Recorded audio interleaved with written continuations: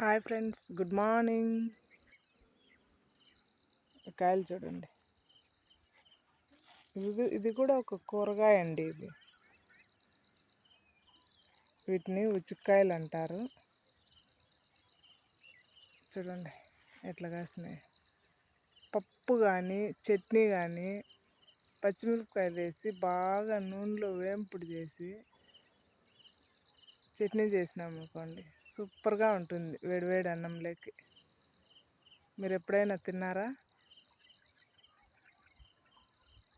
ఒకసారి చేసి తిని రుచి ఎట్లుందో చెప్పండి.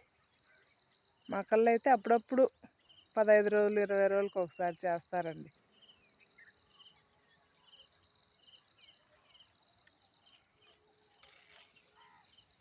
ఈరోజు మేము ఇవే చేస్తున్నాం, చట్నీ.